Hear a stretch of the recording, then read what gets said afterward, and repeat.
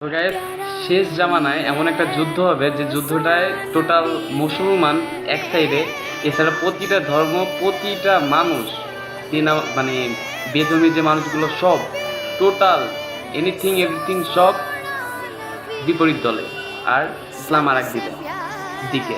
তো এই জিনিসটা আমি অবগত হয়েছিলাম, এই যুদ্ধটা নিয়ে অবগত হয়েছিলাম মঞ্জুরের কাছ থেকে।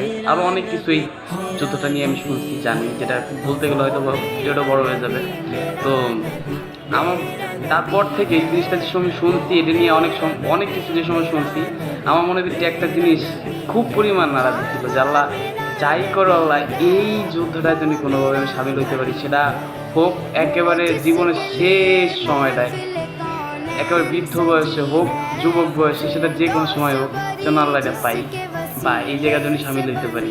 তো আমার মনে হচ্ছে আজকে ইরাক যে খেলা দেখাইছে ভাই, ইসরায়েলের উপরে যে একটা খেলা শুরু হয়েছে, আমার মনে হচ্ছে, আমি মনে করতেছি যে আল্লাহ আমার দরে কবুল করছে।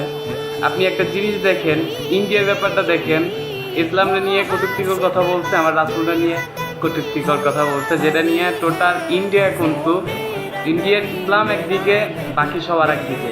ইসলাম মানে ইন্ডিয়া দুই ভাগে বিভক্ত। বাংলাদেশ তো অনেক আগে থেকে এই দিকটা নিয়ে দুই ভাগে বিভক্ত, কিন্তু হিন্দুদের সাথে না, আমাকে ভিতরে কিছু পার্সনরা আছে তাদের নিয়ে। তো এই জিনিসটা কিন্তু আসলে লাগে যাচ্ছে।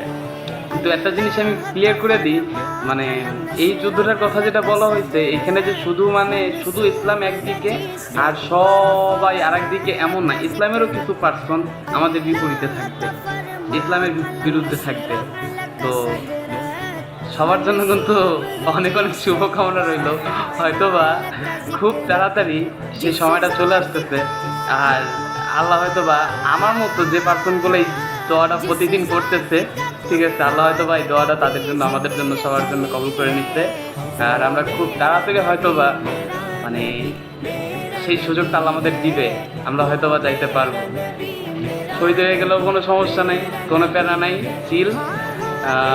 যারা যারা এই জিনিসটা ভাবছেন বা এই জিনিসটা নিয়ে মনে লালন করেন যে হ্যাঁ এখানে যাওয়ার ইচ্ছা পোষণ করেন, ঠিক আছে, তো তারা অবশ্যই রেডি হন, নিজে থেকে প্রস্তুতি নেন, কারণ হয়তোবা আমাদের সেই সুসময়টা, আমাদের সেই স্বপ্নটা খুবই নিকটে, খুবই নিকটে।